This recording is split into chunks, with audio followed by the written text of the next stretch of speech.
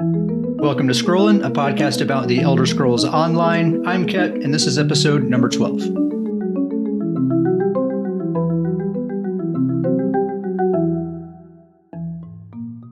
Had to resist the temptation to say welcome to Stoon's Cast. Stoon's Cast? Yeah.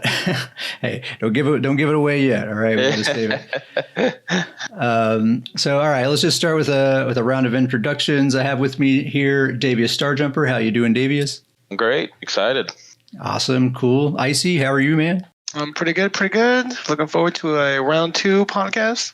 Yeah. And Grim from Grim's Forge Gaming. How are you doing, dude? I'm doing good, man. Good morning, everybody. Yeah, good morning. Good to be here. So I figure we'll just dive straight into these announcements. So anyone listening, you may have noticed that it has been a mere 1 week since the last Scrollin podcast episode. And you're also probably noticing that there are multiple voices yet again. So what's going on here? There's something afoot. Do you guys have any idea what's happening? I have no idea. All right. These guys are fighting out for the first time, too, along with all the listeners. Well, basically, we had such a good time recording that episode last weekend. And we were so pleased with how it turned out in the end that we all agreed to just keep doing it together from here on out. In addition to that, it's going to be a weekly podcast from now on as well. Whereas up to now, it's been like once every 4 to 6 weeks, and it's just been me by myself.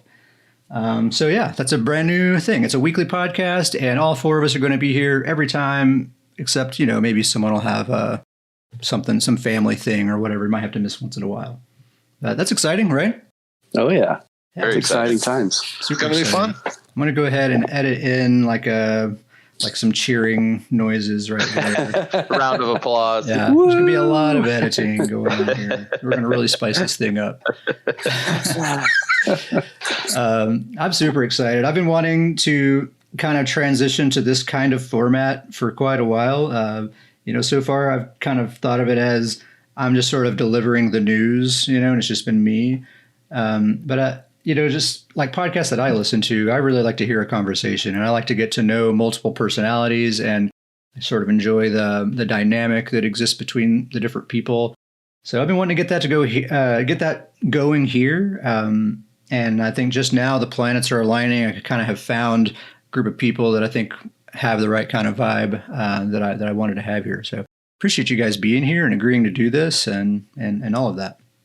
This is awesome. Yeah, happy to be here. We're the full newsroom now. Now we have weather, sports. Yeah. And for the Nord news, Davius. And for the Nord news. Davius, how's the weather looking in East March today? Yeah. Still a little cold. Cold and cloudy. Back to you. We're drinking and eating, though. Don't you worry. Yeah.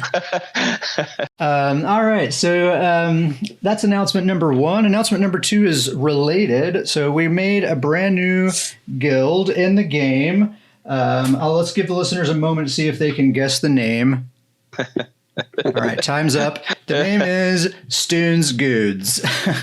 So I think that's the best possible name we could have come up with. It was completely inspired by the conversation we had last weekend, the first episode we recorded together. I don't know what to say about this exactly. I mean, I have a couple things written down here, but it's hard to know exactly what to say because we're still formulating the conception of the guild, what kinds of things we're wanting to do, and all of that stuff. So that's still coming, and there's only like a few people. I don't think Icy is even in the guild yet. Icy, you need to drop one of your 5 guilds, so you become Icy has to happen. One of the 4 members of the Stoon's Goons. All right. I will get on that right away. Thank you. No, I'm just kidding.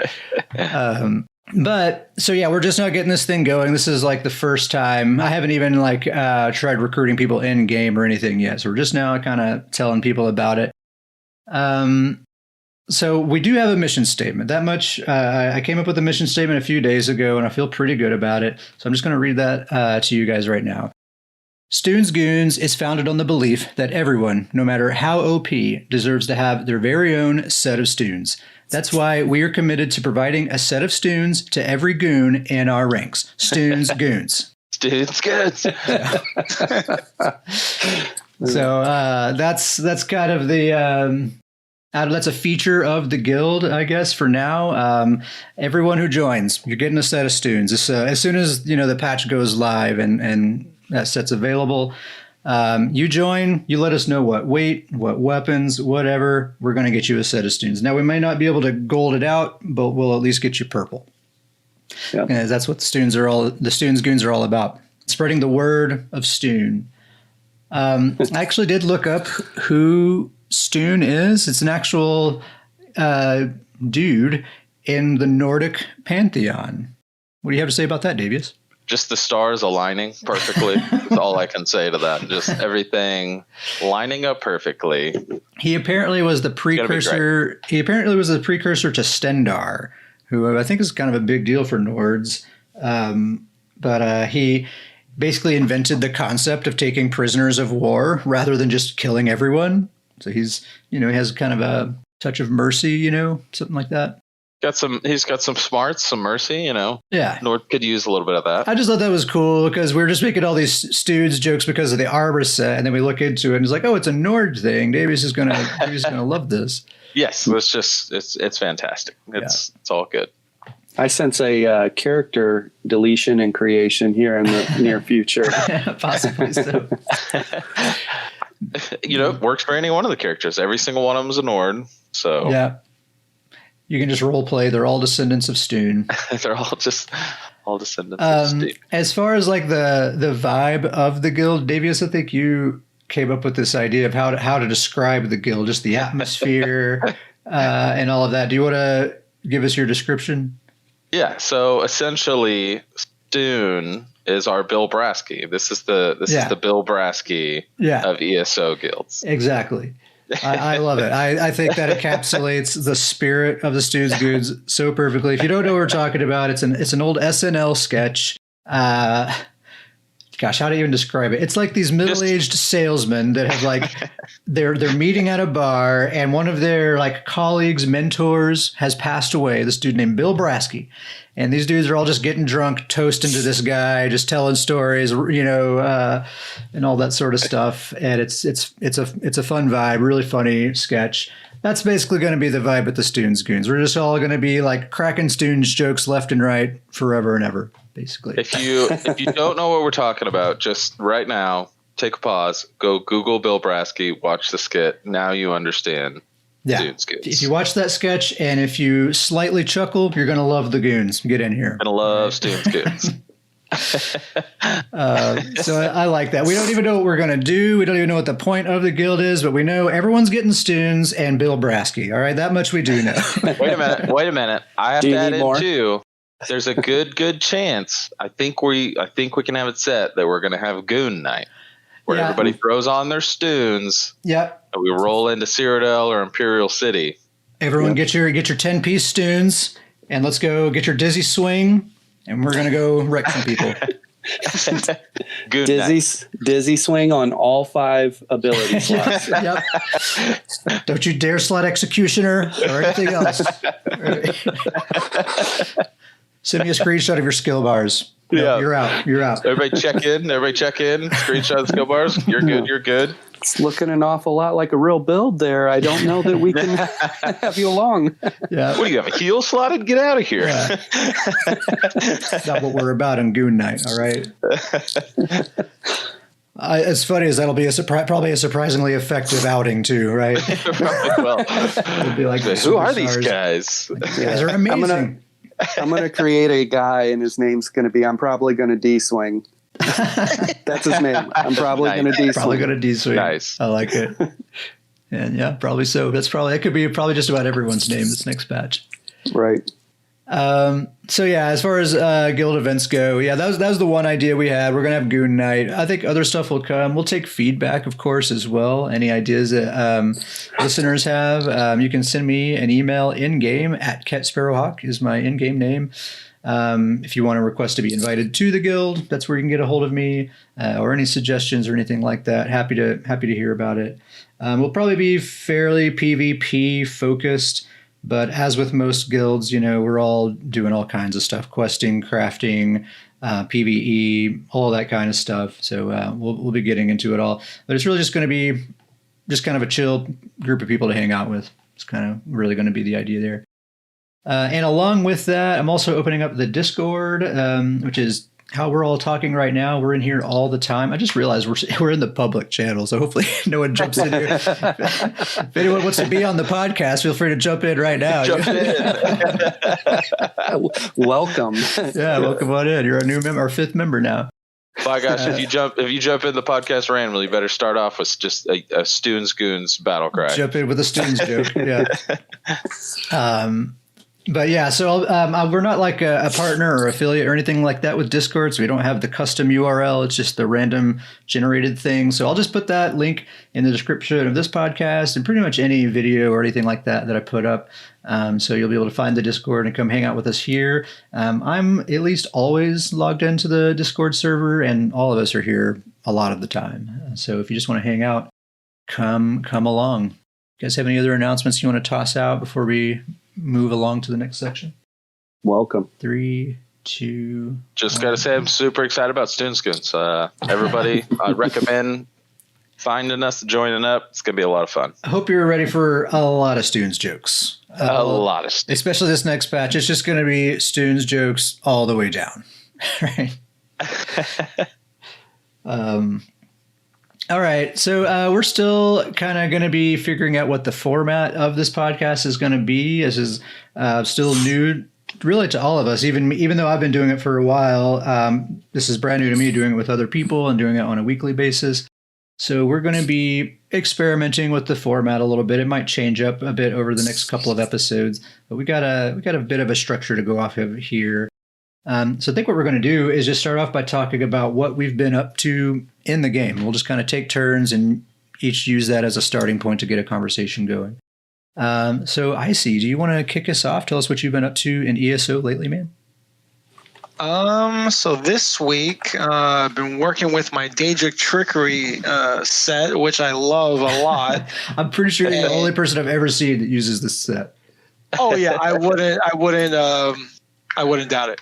But I do love it. It gives you it procs every 10 seconds while in combat, and either giving you major expedition, protection, vitality, mending, and heroism. Mm-hmm. And if you've been consistent with your daily prayer to Moloch Baal, he will grant you the buff that you need when you need it. And you just have to have faith. It's the faith. You just have to have faith in this Daedric Lord. So my only gripe with it is that the indicator isn't as clear unless you're really focusing on your character. Because the only buff that's noticeable is major expedition, because it leaves a little green trail behind you, so you can really take advantage of that when it comes up. But all the other ones, they're kind of hard to see. So I think what I'm going to do, I know I was talking to Grim about it the other day, I'm going to create a Daedric Trickery add-on just for that. It'll kind of be similar to the buff timer add-on that can be found on Minion, but for whatever reason that's not working anymore, at least for my computer. But I think I'm just going to create a Daedric Trickery icon add-on so that it'll be a little bit more noticeable, so that when those procs do come up, it'll be a lot easier to take advantage and utilize the set more effectively. Because I know in the little tournament that we did last night, there was a moment where I was hiding behind a pillar, just waiting, just doing my Moloch Baal prayers, and of course he gave me major protection, and I went in, and I think I got the kill right after that point. So it is useful when you take effective of it. That's been my thing this week. That's cool, man. So do you find that you're getting pretty good at like recognizing like, oh, I have this buff now, so I need to slip into this kind of play style. And now I have this buff, I better shift into this gear now. And do you find that you're really changing your play style up as the fight goes on? I want to say that I do, but it's once you're in the heat of battle, you kind of lose focus. Sure. The only one I can really say is Major Expedition is like really comes through, because that way, if we're in the Imperial sewers and we got to chase someone down, you better believe Major Expedition just popped up, so now I can easily run them down and CC him so we can close in on the kill there. So, but I think once I get the add-on going, it'll be a lot easier to at least notice the buffs when they come up, so that we could take advantage of it. What's the other sets that you're running with Trickery? Well, so for my CC Nord DK, she's got, what does she got? Daedric Trickery, Twice Born Star, and Mighty Chudons. And then my regular Redguard Stam DK, she's got the Daedric Trickery. What else does she have? More Kuldins and Engine Guardian, which I just call that my RNG simulator set. Yeah, that's just a wild time happening right there. Yeah, and it's cool because if you recognize when the buffs are up, you can you're a powerhouse for those few moments, and then there's counterplay to it, so it's not overpowered because once they're not up, that's when I'm at my weakest. Yeah. So I like it. I'd say it's balanced. But you don't know when it's going to happen. But that's part of the fun. Yeah, that's cool. We've been enjoying that CC build running around in Imperial City. You've been making the fights a lot easier for us just by making life miserable for all of our enemies. Oh yeah, dude! Freaking what is that? I got six forms of CC on my front bar. Oh my goodness! Yeah, like it's nuts. Major, what is it? Minor maim. I got 2 stuns, a knockback, some snares. Good Lord. Movement, speed reduction. It's all over the place. And with 3,000 recovery and max resistances, ain't nobody getting away. Yeah. Just absolute cancer. Oh, yeah. I love it. Cool, man. Anything else you want to talk about before we move on? No. That's it for me. All right. Davius Starjumper, what have you been up to lately, man? I have been working on preparation for my vampire build for this upcoming set. Name of the character, the Never-Ending Nord. Best name ever. pumped about this name. Fantastic name. Perfect name for a vampire too, right? Never-ending, he never dies. Yeah. The Never-Ending Nord. It's everything I want to be, Yeah. Yeah. But yeah, working on him. I'm leveling up pretty slowly just because it's mainly just in preparation until that patch drops, because I won't be able to really finish out the build until the patch drops because all the changes coming. Right. But I did go onto the build editor and play around with the build, and I am really, really excited. I think it's gonna actually work out. I think it's pretty wild. The idea of it is to use health as my main sustain. Mm-hmm. Which sounds scary. It does sound scary, but I do I double down on the vampire idea of cost reduction on abilities. Mm-hmm. And so a lot of cost stage reduction. 4 vampire with the Vampire Lord set, right? Yes. So stage 4 Vampire Lord set. And then the new prismatic cost reduction glyph on the jewelry. So what's that, like 85% cost reduction? How much cost reduction? I don't know. I don't know the exact. It's a lot. I don't know the exact math on it. I can read you some numbers of kind of tooltips of what I have. My main spammable is the vampire ability. I've got that down to around 900 health for the spammable cost, which I think I can even get that lower because I think the build editor's not quite factoring in the jewelry glyph yet. But misform, I did the blood miss where you deal damage and heal while you're in it. I've got that down to 333 magicka per second. Wow. That's amazing. Cost of blood mist. And that's a toggle ability now. So you activate that ability, you stay in mist form until you activate it to go out of it. So it's 330 magicka a second. That's incredible. Yeah, so I can stay in that for a good chunk of time. And also really exciting is that I have the Perfect Scion, the new vampire morph. Uh-huh. I've got that down to 127 ultimate, and the build is a Nord, of course. Yeah, I wanted to talk about that. Sorry to cut you off. No, go ahead. Go ahead. I wanted to focus on that because I hadn't realized that the Vampire Lord Ultimate was so cheap. Well, so it it's doubling down on the stage 4 vampire and the vampire lord set is what's bringing it down. But yeah, you can get it down to that cheap pretty easily. It made me realize that like maybe the whole idea of like if you're really wanting to super go into being a vampire and playing the vampire playstyle, the whole idea is to be in that form most of the time. It seems like because it's a 20-second long duration, right? So I feel like you're going to be able to, the fact that it lasts that long and the ultimate costs so little, you're going to be able to spend, I don't know, at least half your time in that form, I would imagine. Yeah.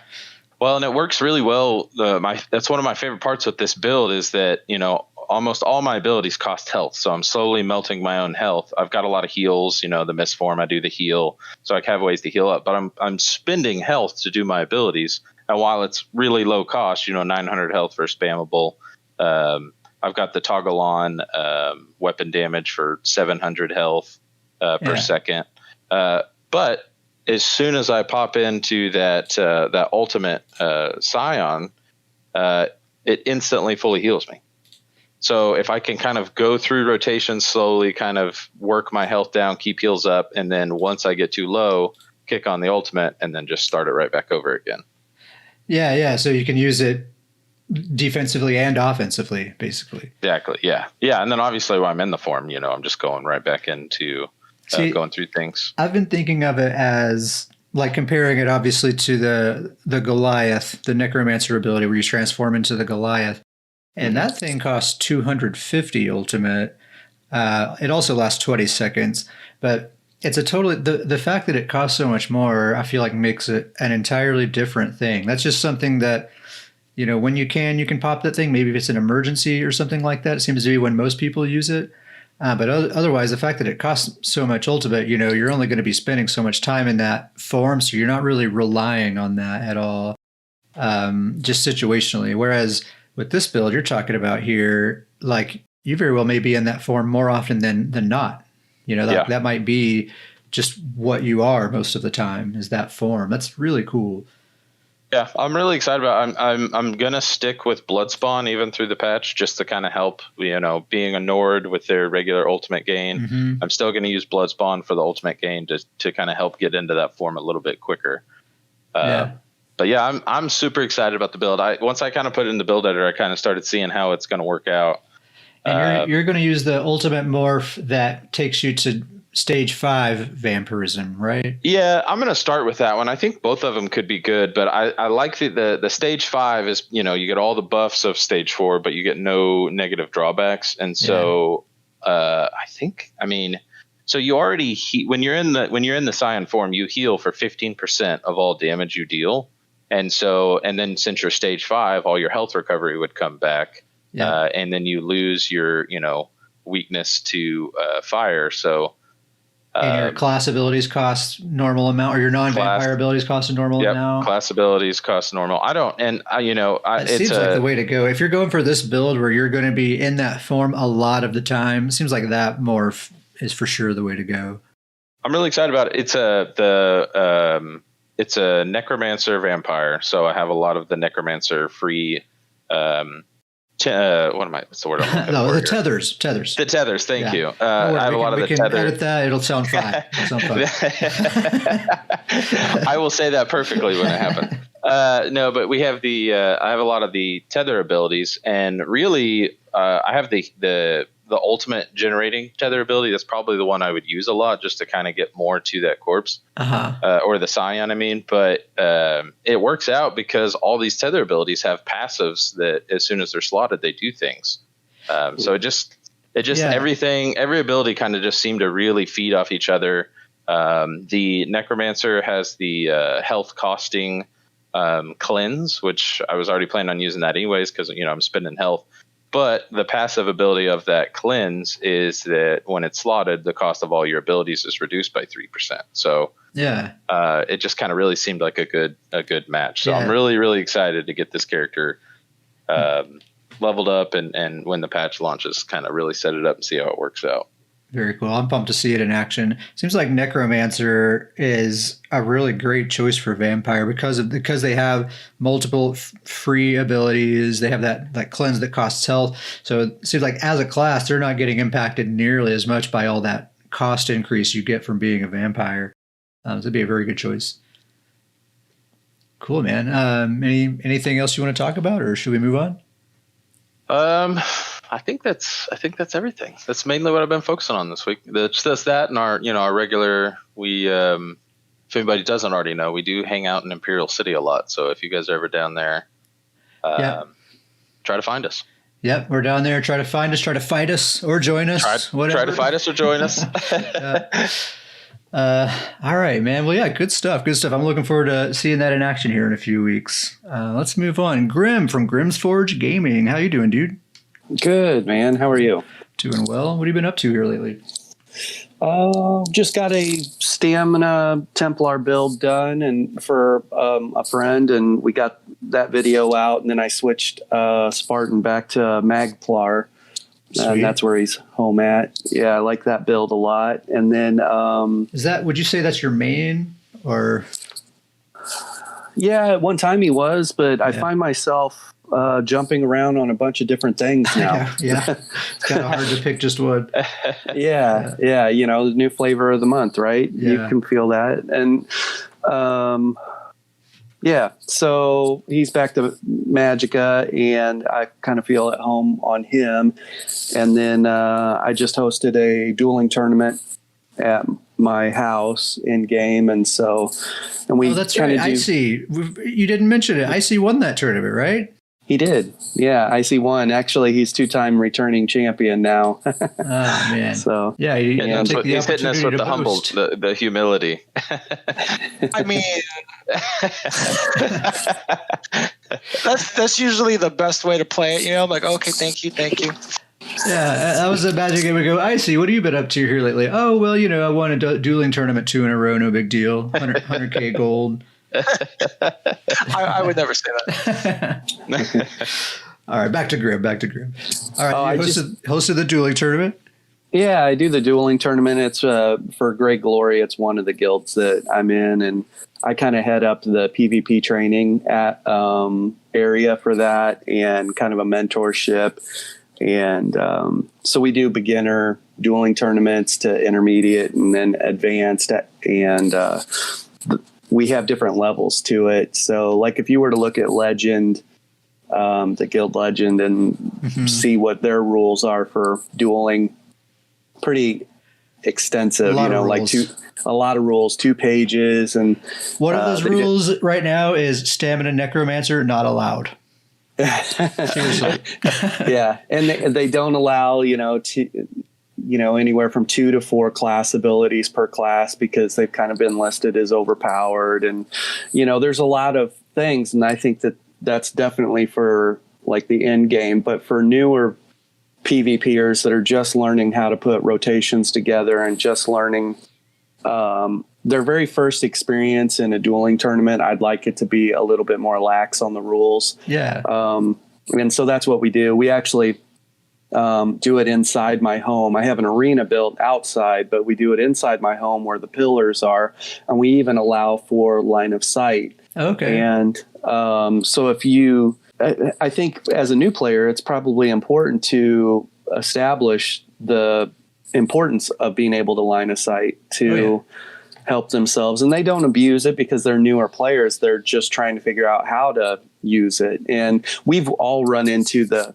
highly skilled line of sight people in Imperial City. Oh, yeah. We wouldn't want that rule if they were in a dueling tournament. Right. You're never going to kill that person. But for the newer players, they use it occasionally, not too often, and just enough to make it worthwhile. And so now for the intermediate, we'll take that away. You're not going to be able to line of sight. And we allow all classes.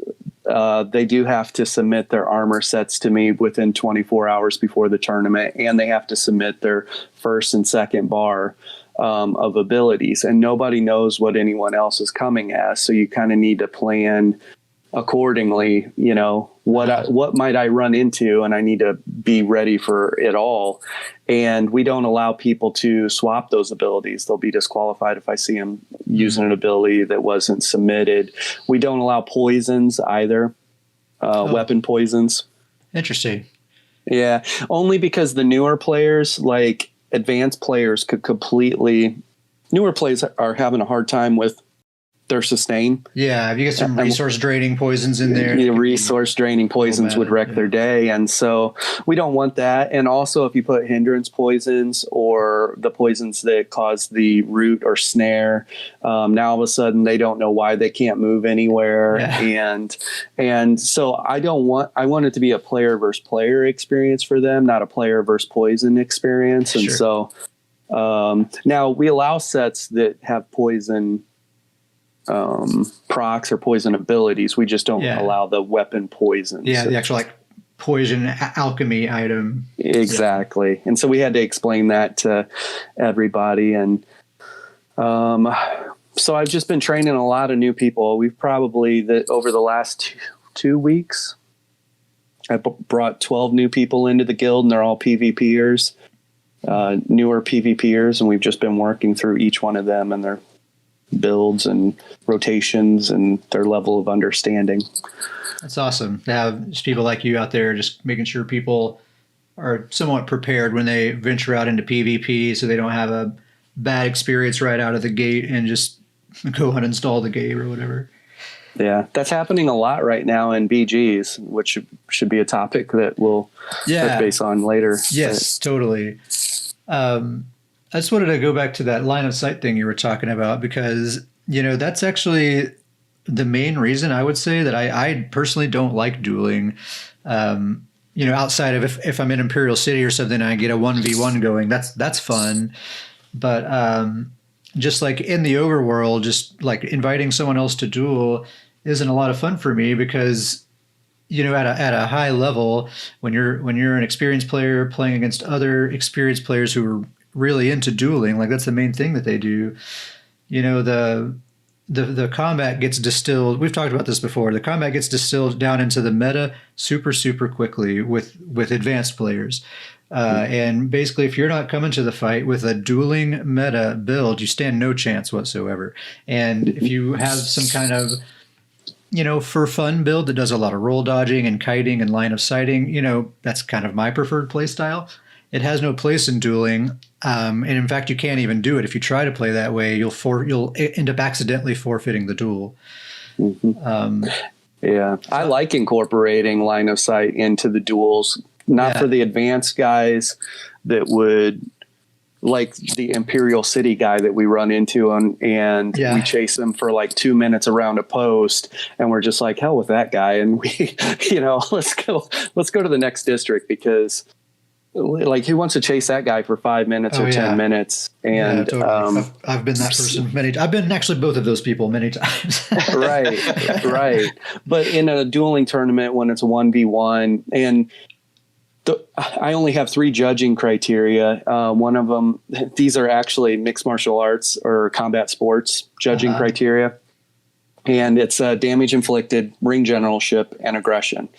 And as long as you're displaying, at least 2 out of those 3, and say the fight goes the duration for five minutes or whatever, then we're going to judge accordingly to that, ring generalship, aggression, damage inflicted. And so that's how we judge it. Now this tournament yesterday, actually, for the beginners, I give them a couple options at the beginning.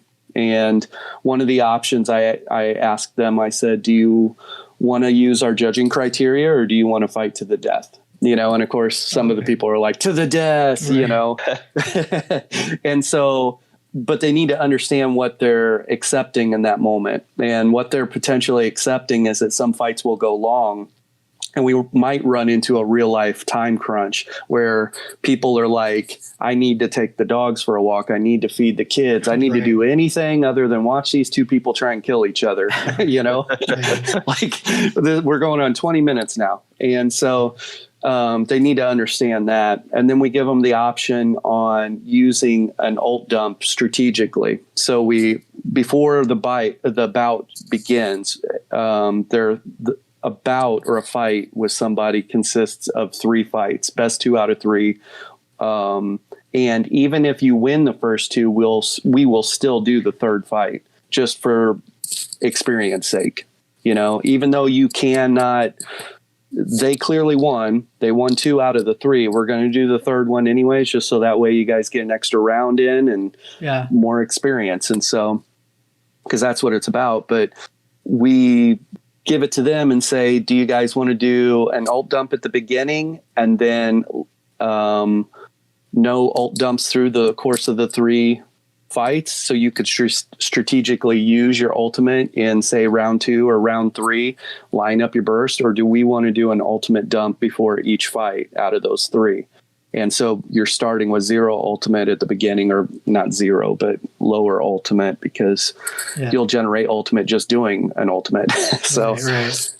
And so most of the time they want to be able to strategically use it. So both parties, we have like locker rooms set up with training dummies, and they'll do an ult dump and start the first fight, and then strategically use it to their advantage through the 3 fights. So that's cool. And there's so many intricacies to dueling and these tournaments and stuff. It is really cool. Something I would like to see, I doubt it ever happens, but it would just make me happy if it did, would be if dueling were made like an open world thing where you don't have to stay in the confines of the dueling area. Like you and another player accept a duel invite, and now you're both just aggroed no matter where you go. That would be awesome. That would be great. You could just have the whole overworld as your arena. Why does the 3 Musketeers come to mind? I picture like us jumping off the top of a castle and sliding down. And they're pursuing you and fighting you all the way through. It would be incredible, man. I think it would stables. Imagine like you could do like a freaking cross Tamriel manhunt. Like it would be fun. It doesn't seem like it would be that hard to do. You just have to, a quick, easy option to end the duel. Yeah. Just forfeit. You could just forfeit any time from menu or whatever. That would be a cool idea. Hilarious. Doubt it happens, but along that manhunt, we do a mini game, and it's just kind of on the spot if we have enough people online. And we'll go down to Imperial City, and I jump on one of my EP tunes, and everyone else jumps on either DC or AD tunes. And I tell them what district I'm in, and I'll carry 10K Telvar on me. Yeah. And come and get it. Yep, come and get it. And so that's pretty fun. They partner up, like 3 or 4 of them will jump on their AD, 3 or 4 will jump on DC. Icy was involved in the last one, and I was on my Mandalorian Stamina Nightblade build, so he could kind of tell you what it's like being on, being the hunter. Okay. But it was a lot of fun for me, trying to pick and choose, and I'm not just running from them. If I can take one of them out right in front of the other one, I'll do it and then disappear into the shadows. Like the Predator. Yep. Awesome. Yeah. The Icy was. It's frustrating as hell, I'll tell you that. Whenever I'm on my Nightblade, I always get caught. But when I'm trying to catch them, they always get away. They can be so crafty and slippery, especially the ones that utilize that shade, man. You just can't touch them. You cannot touch them. Oh yeah. A lot of fun. That's a fun little mini game though, a manhunt game in Imperial City, and I like that game. That'd be cool. Maybe we'll incorporate that into the Students Goons. Oh, for sure. Yeah, that could be fun. Also, you had an idea of basically putting out a hit on someone. Like if maybe I'm out in Imperial City or Cyrodiil and I get 3v1'd and they kill me, and then one of the 3 people teabags me or something. Then if I get mad, I can be like, all right, goons, 100K to whoever can give me a screenshot of this person dead on the ground. Oh, yeah. Here's his name, number, social security. Yeah.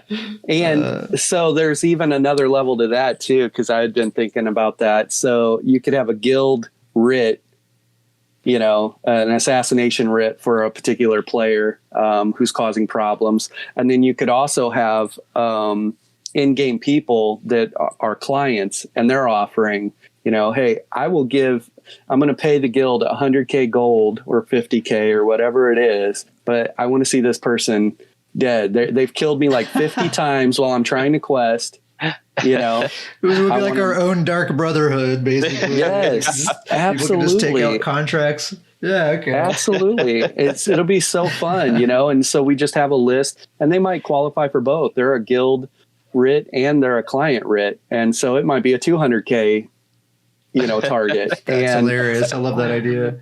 Yeah. Awesome. So now there is a gray area, and that gray area is, what if that person starts complaining like I'm being targeted or I'm being bullied or whatever, when in fact, they were the person that was handing out tea bags and hunting lobies, Yeah. So I mean, I like to think that we wouldn't take it too far. Hopefully, if we all target one person one time and then it's over, I feel like we can all be happy and move on from that.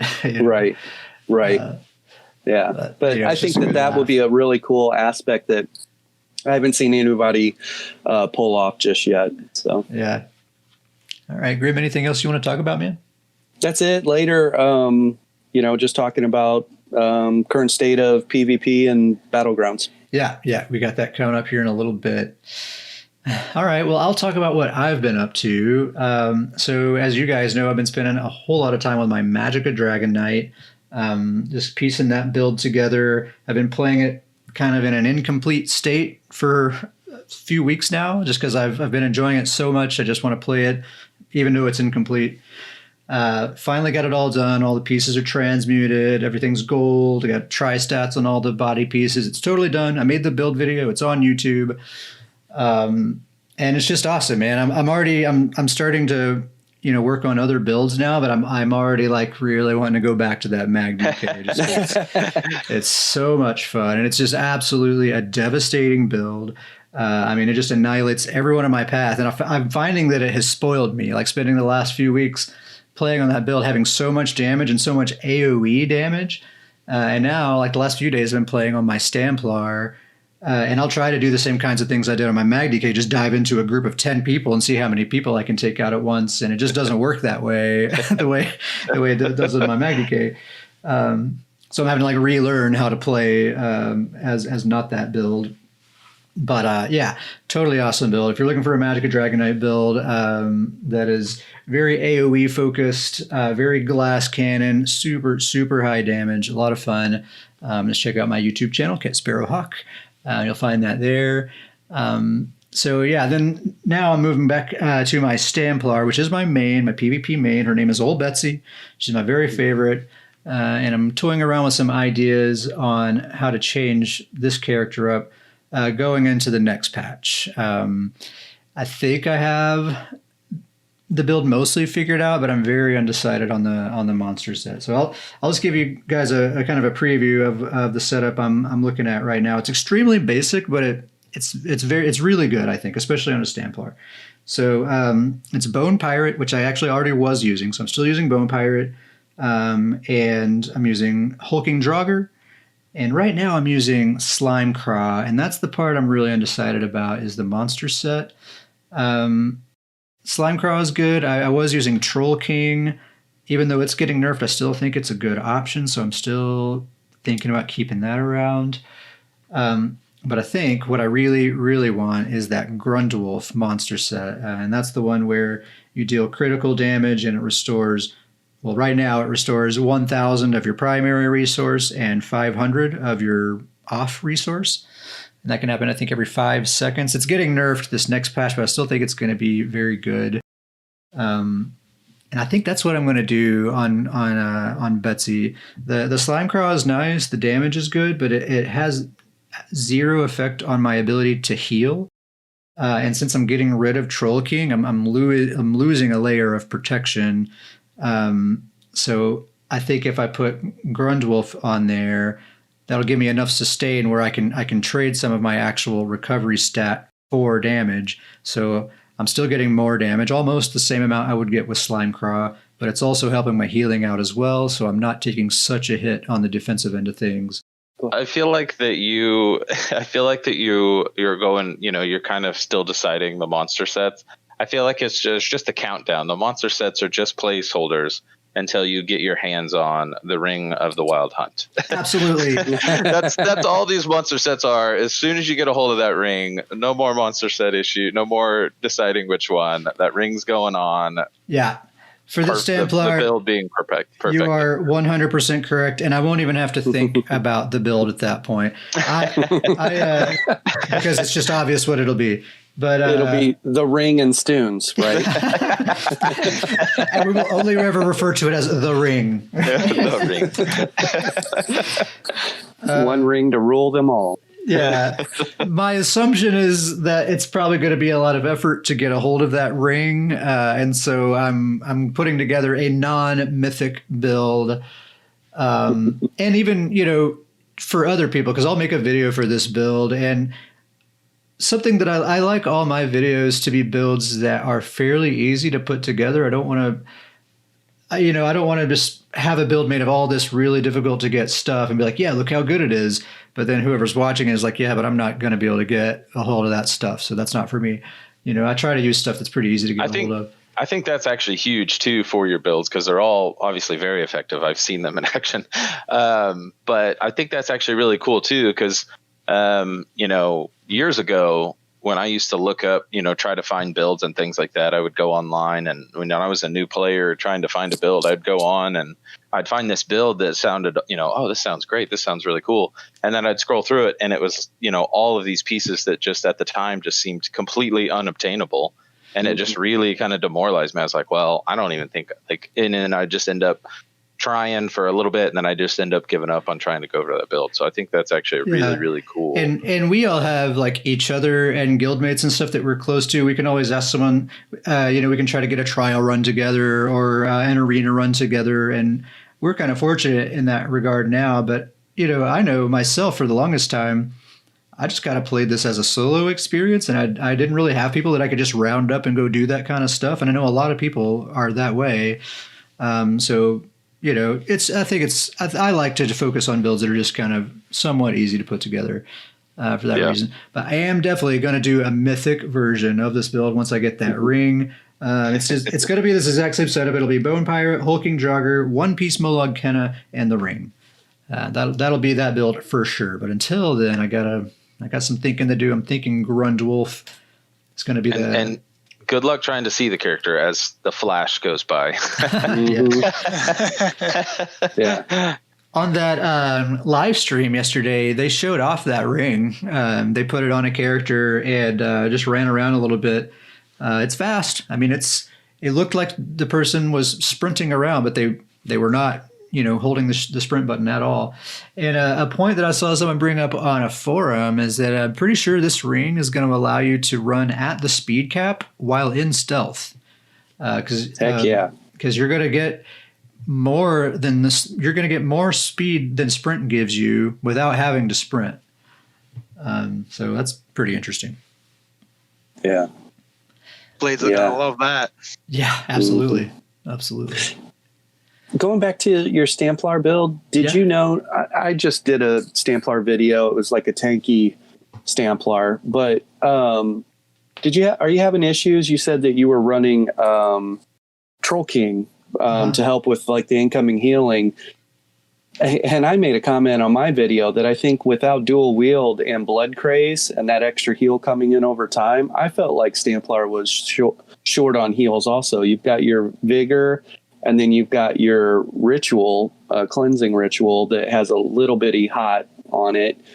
But that was kind of the extent of it. Do you feel that same way? There's not a lot of heals?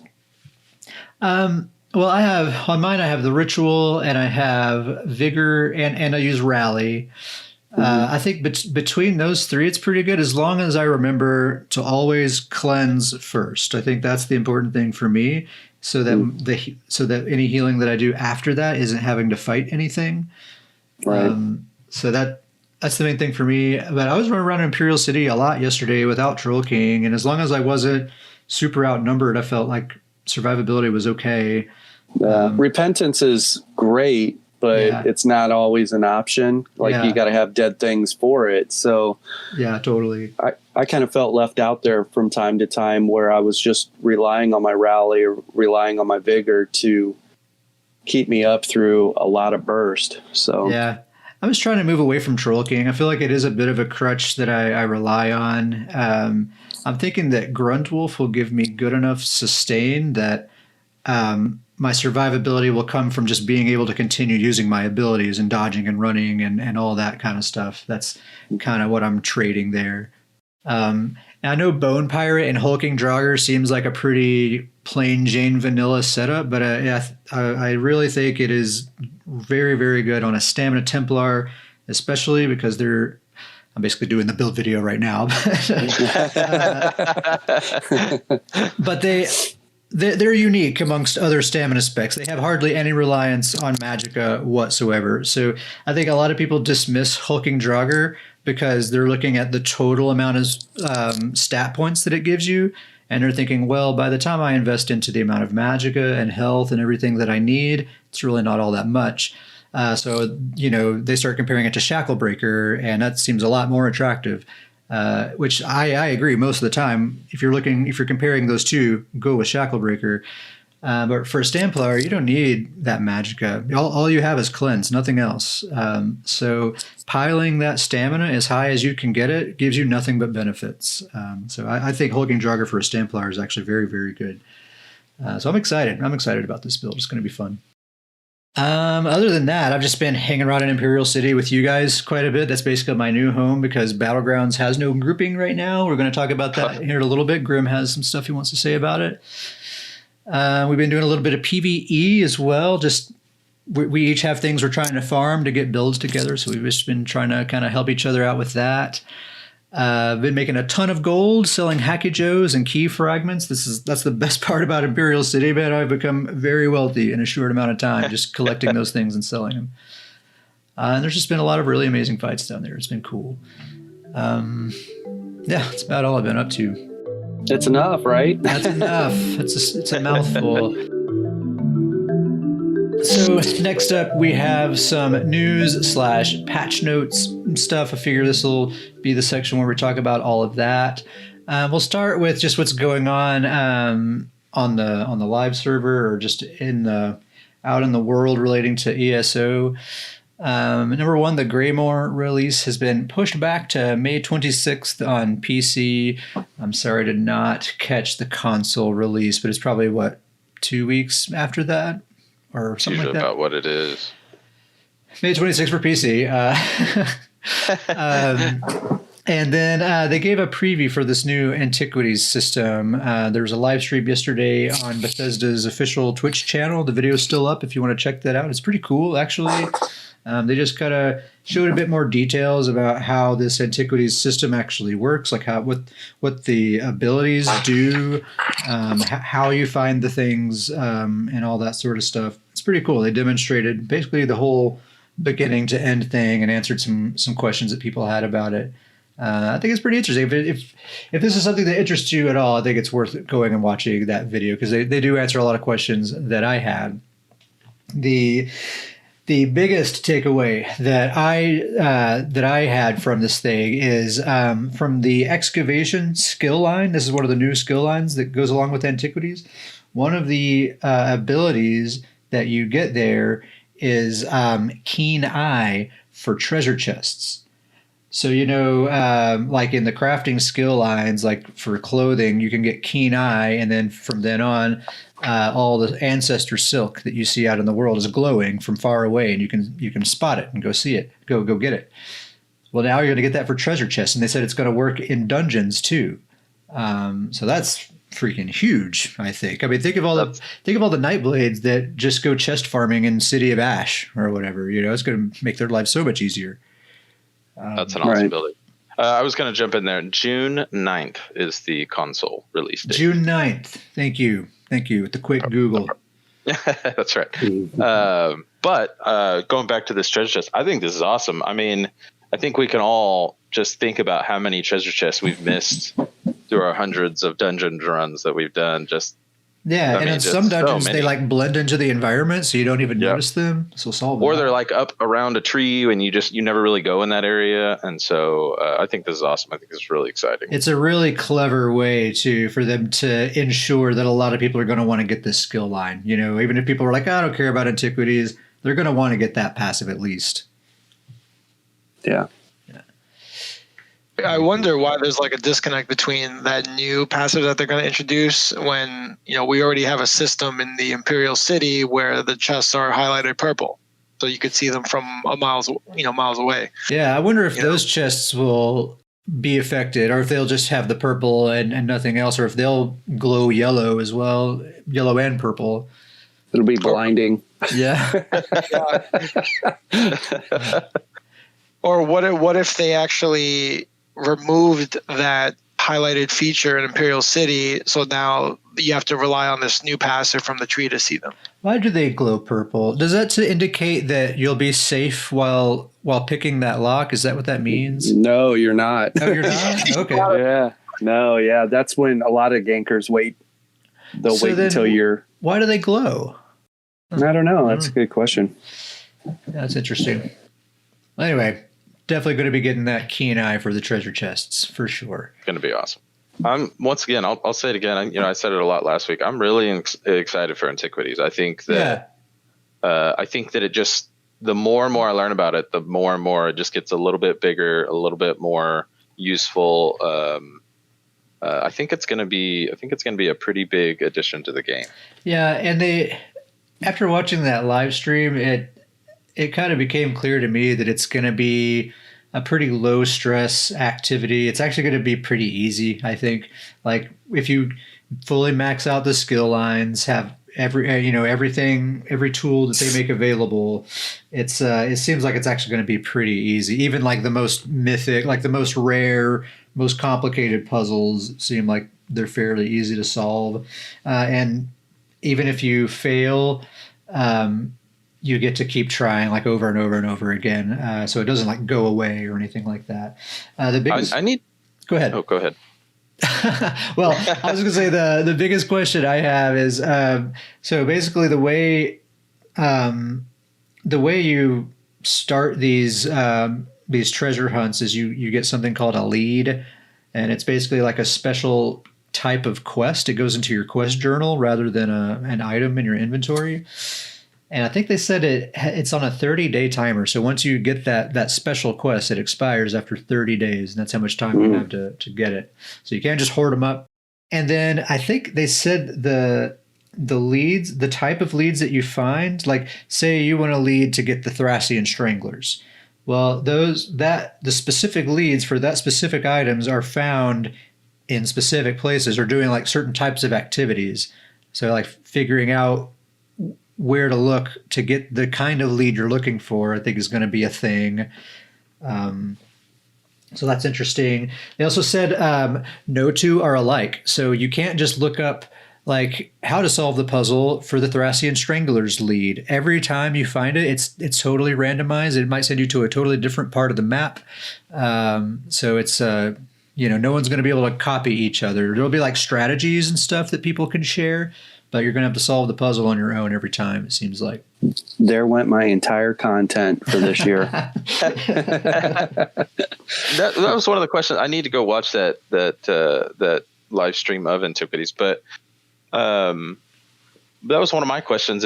How did they talk about the mythic items? How those, is it just RNG on whether you get those, or when you get one, is it for sure going to give you a mythic item, or is it specific for? I think the RNG. I think the most RNG heavy thing is finding the lead that you need to like start that quest. But then when you get the lead, it's for a specific mythic item.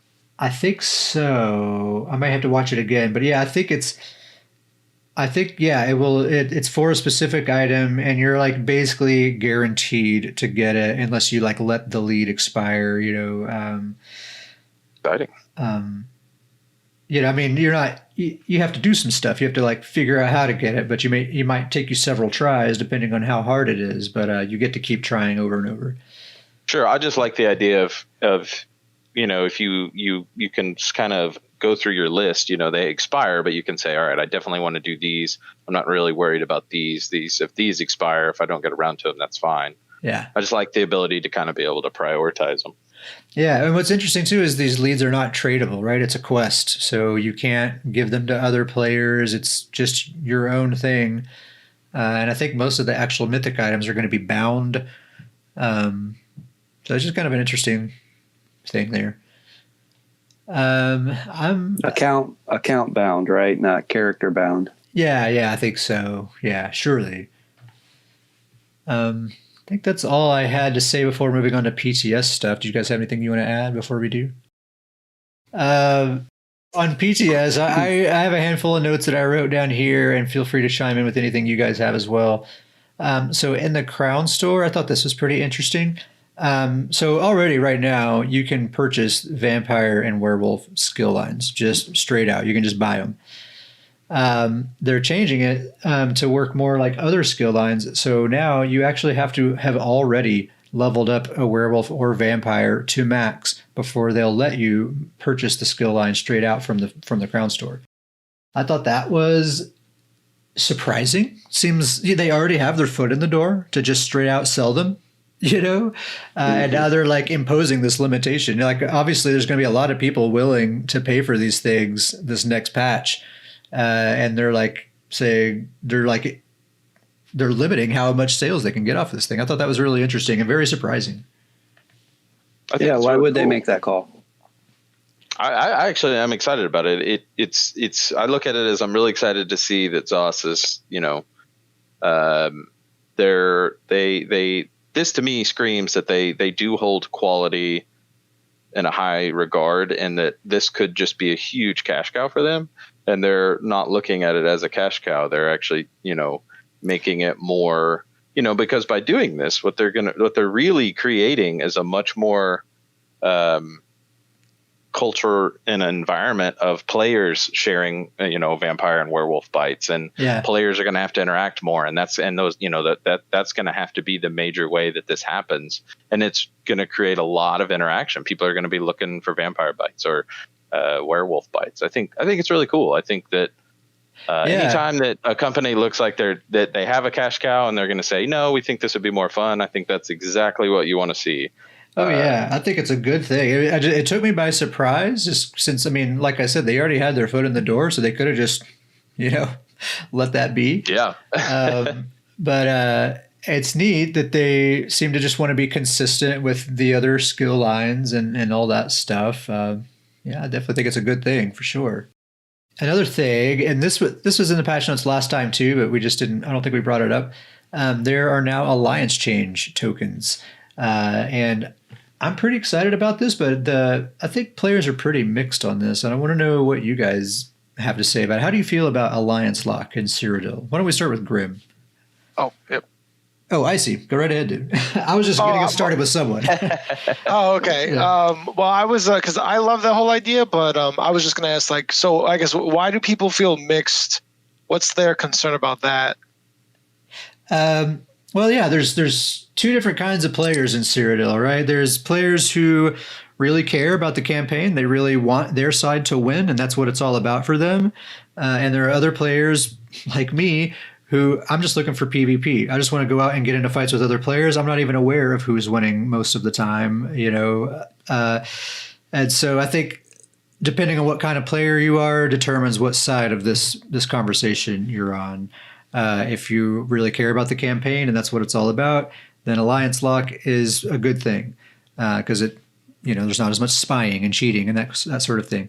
But if you just want to PvP, Alliance Lock kind of sucks because I'm locked out of playing with a third of my characters each campaign, and the other campaigns are dead. That's always the argument that's brought up: is there's other campaigns, no one's in those campaigns, so it's not the same thing.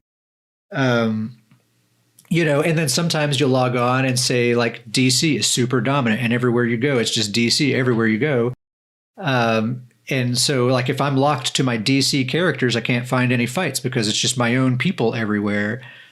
So I would like to log on with an EP character so I can go fight against DC, actually engage in some PvP, but I don't have those options as it is right now. So that's my side of that conversation. I think, that's one side of that conversation. And the other side is, well, people faction hop, people cheat, people will log in with their AD character and then give all their secrets over to EP or whatever, and that stuff does happen. So I get it. I get the complaint. Honestly, I think this is a nice way to just solve it for everyone. I think some people are concerned like, oh, people are just going to keep buying tokens and faction hopping. But you know what? Before, you didn't need tokens to faction hop. You could just do it right away. I think at least charging real world money to do it is going to greatly limit the number of times that's actually happening. And what I'm going to do is I'm just going to make a one-time big purchase of a bunch of these tokens and move all my characters to one faction. It's problem solved for me, and everyone else can do whatever they want to do.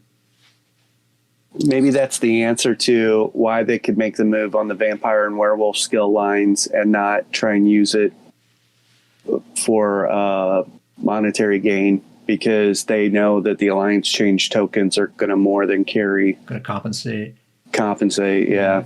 I bet a lot of people are going to be doing that for sure. Yeah. So worst case scenario, I guess, where the alliance change tokens cause harm is you have a full guild, and the full guild is competitive in PvP, and they get tired of fighting the good fight or whatever, and they decide, let's go over to DC. And so they decide to move their main PvP tunes over to DC, and now DC has more of an impact on the map, and we might see the scales kind of tip a little bit. And maybe that's good, maybe that's bad. I don't know, but I would say that that's probably worst case scenario, because at the end of the day, you could just create another tune, wait until I can create if I want to be AD, I just wait until reset and then home on my AD, and it's if a guild wants to switch away. factions, they can do that right now, right? Maybe they can't switch their main, but they can just level a new one, an identical build, and do that. Yeah, and so I think it's a convenience thing for them. Now, for you're a perfect example. You have someone a tune that you really love on DC, but you want to be able to run with us in the sewers. So it makes sense for you to be able to move that to EP. At the end of the day, you could do the same thing, just rebuild them. Like I've literally leveled 50 or 60 tunes to CP with no intentions of keeping them, just enjoying the ride and trying new things and trying new builds, get them to CP. And I'm like, well, I already have a Stamplar, so see ya, or I already got a Mag DK, so, see ya. But I know that process for some people might not, they're in a race to get to end game. But for me, it was enjoying the ride. Yeah. But let me start off with the alliance change tokens. Okay. These don't affect me much. Right. every character I own is a Nord, so every single person is EP. But they all own Stoons. They will all own Stoons. They will all Stoons.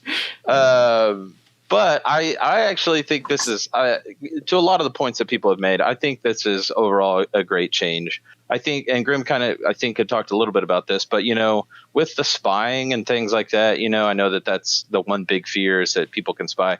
You could just create a brand new character, hop over to, a different faction, and still be a spy if you were that dedicated to spying on somebody. And you've made this point before too, Davius, that spying happens in real world wars. I was just about to get to that. Okay. So one of the coolest things about Cyrodiil is that it's, they did a great job of making it like a real war. It's this massive space. There's keeps, there's siege weapons. You have to run. Everybody has to mount up and go to different locations. So they did a good job of making it like this real war. There's a lot of spying in real war. That's a huge part. Espionage is a huge part of it. So if people are really that dedicated and they want to focus that much, I think it's only going to add up just a little bit more excitement. I don't do a whole lot of Cyrodiil, but I can't think of just a moment that was just, an entire group was being so secretive with plans that things would just be completely and totally wrecked if there was a spy amongst the group. I think it just could only make things more fun.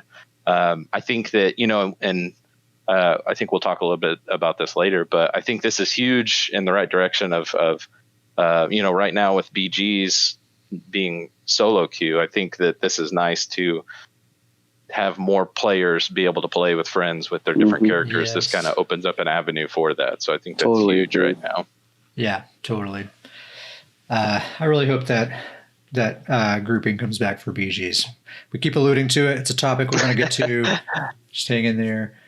Let the anticipation build. We should move on. I just wanted to read this thing here. I just thought it was kind of interesting. They say, in an effort to address many input delays, the cooldown for activating an ability after weapon swapping has been reduced from 500 milliseconds to 250 milliseconds to better match the animation. So, you can animation cancel an ability by weapon swapping, and then there's a short, 500 millisecond delay before you're actually allowed to cast another ability. They're shortening that delay now. So I thought that was interesting because they're just making animation canceling easier, and they seem to have been making efforts in the opposite direction lately. They clearly have a lot of thoughts about animation canceling, but I don't know if they know what all those thoughts are. They definitely they want some changes with animation canceling, but they can't make up their mind on those changes. I mean, they say they're trying to address the input delays, and that's the reasoning. So I guess that's just a side effect, but hopefully it has an effect on that because that bug is super annoying. Yeah, that affects high action per minute. Certainly, players, you know. So they'll like seeing that. That won't affect a lot of other players. So yeah, anyone who does a lot of weapon swapping, animation canceling, I think this is going to be a good thing for probably most of us here. So basically, they say all the sets from the Kynes Aegis trial have been reduced in their total effectiveness. They said this because they had an error in calculating their set bonus efficiency. So they had some mathematical problem there. So Kynes Wind, they're reducing the stamina and magicka restored to 399 per tick instead of 508. So that's the one where it just creates a big pool of Kynes Blessing on the ground. We don't know how big it is, right? So just bringing that down a little bit. Still super strong, I think. Roaring Opportunist, this is the one I've seen the most talk about on the forums. So as a reminder, this is the set where last time we talked, when you do a heavy attack to an off-balance target, it gives Major Slayer to your whole trial group for 10 seconds, has a 22-second cooldown. Now it no longer requires the target to be off-balance, and the duration is based on the amount of damage done from the heavy attack that procced it. So rather than just a flat 10-second duration, the duration will be based on how hard that heavy attack hits. And there's some ridiculous math here. Oh. It's a 5-second minimum. So even if your heavy attack hits for hardly anything, you're at least going to get 5 seconds out of it. And then you get 1 extra second for every 8,000 damage dealt from the heavy attack. 12 seconds max. That seems like an incredibly high number. So if you want the full 12 seconds... How much damage? If you want the full 12 seconds, your heavy attack needs to hit for 96,000. Oh, piece of cake. Stoons. Better get that Stoons on. Get that Stoons.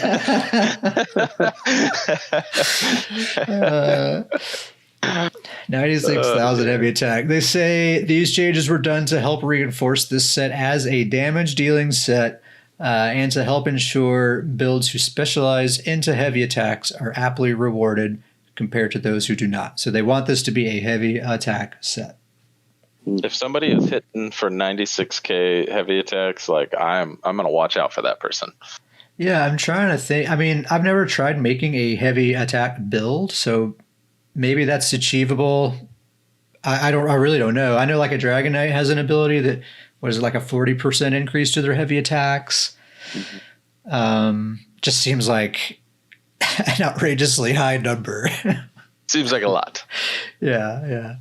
But you're at least going to get 5 seconds out of it. Still, I think that cooldown is still 22 seconds. So it seems like a pretty substantial nerf to that particular set. Okay, Vrol's Command. So this was the tanking set.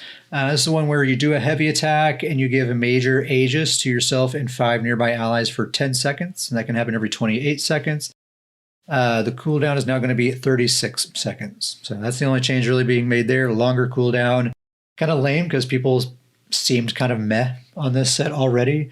So I understand their calculations maybe weren't quite right, but, need to spice this one up a little bit, I think.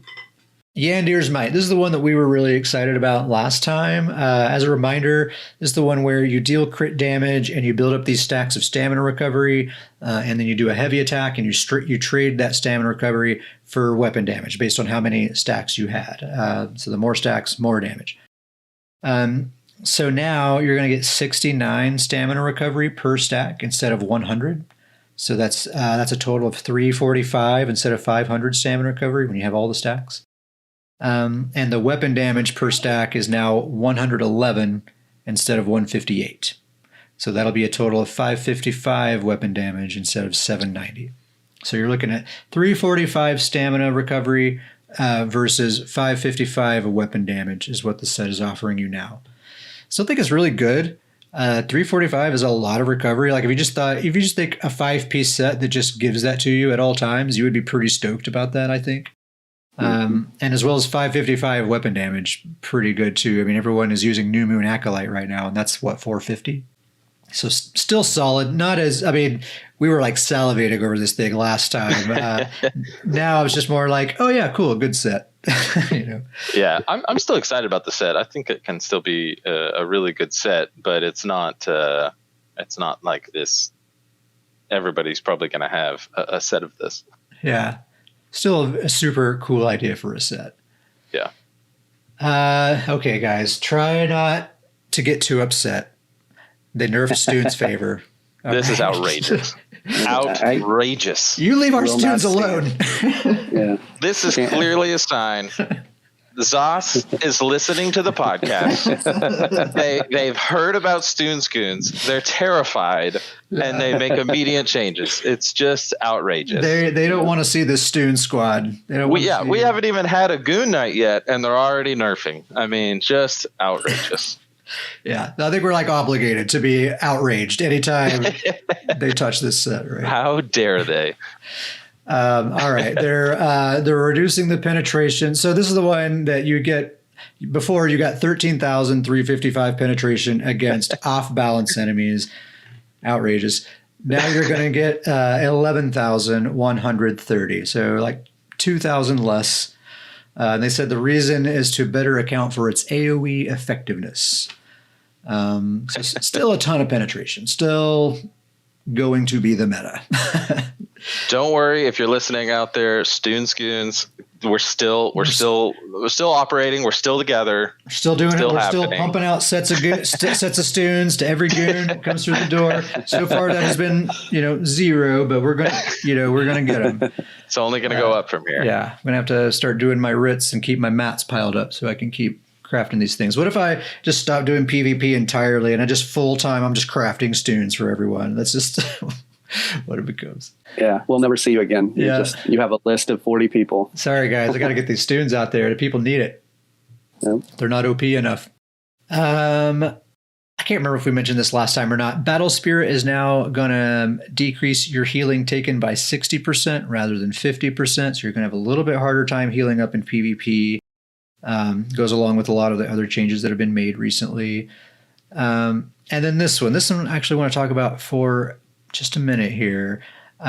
So your character is going to get a new base stat. They're going to get critical resistance as a base stat. And right now on PTS, the amount is 1,350. When you're a level 50 character, you're going to have that amount of critical resistance right off the bat. This is maybe my very favorite thing in this whole patch. I may have said that about a couple of things, but this one for real this time. Okay, for real this time.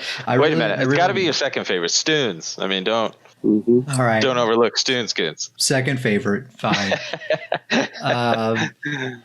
So this means that now So right now in the live game, if you're wearing a full M pen on all 7 of your armor pieces, you're going to have 1,806 critical resistance, right? And that's before CP. So now with this change, you'll get that same amount of critical resistance with just 3 M pen pieces. Actually, slightly more. It's 1866 instead of 1806. So you can choose, okay, well, do you just want to go extra high on the crit resist and just go all 7 M pen anyway? Or like in my case, I'm thinking, well, I'm already comfortable playing with this amount of critical resistance. So if I can just keep being comfortable with that, I have the option to go 4 well fitted on all of my stamina characters, which I think is probably what I'm going to do. So I think that's really exciting, and it's kind of, I think this is going to accomplish their goal of making the M pen trait just maybe slightly less necessary in PvP. I know not everyone feels this way, and some people feel like, I don't know, it's like sort of dumbing things down for people. But I mean, anything that's making more variety and more diversity in builds viable and possible, I'm always going to be a fan of. So I really 100%. Like this a lot. Yeah, this brings in other traits into PvP, which is huge. Because right now, if you're not wearing full impen, then or impreg if you don't have full impen, like those, it's those 2, or you're not going to be effective. So this is bringing in more traits into PvP, which I think is really cool. Yeah, it's cool. I like in CP, if you mostly hang out in CP environments, you could probably easily get away with doing no impen whatsoever. Just compensate with champion points, still get a very good amount of critical resistance, and just go all well fitted or all divines or all infused or whatever. I think there's a lot of cool options here. This is such a simple thing for them to add, and I think it's going to have far-reaching ramifications or ramifications. I don't know. That seems to have a negative connotation to it. I think it's going to have a positive impact. It's going to be very, very cool. Yeah, it's like Christmas for me. Both my Nightblade Bowman and my Nightblade Stanblade two-hander Mando, neither one of them have impen on them at all. They're 100% divine. So I'm just gaining crit resistance now. So that's great. That's freaking cool. Very, very cool. So I'm pumped about that. All right. Any other PTS stuff that you guys wanted to mention before we move on? All right. I guess not. I actually need one more quick bio. Guys, I always just chug like a gallon of coffee before this thing, so I have the energy for it. So give me just a minute. I'll be right back.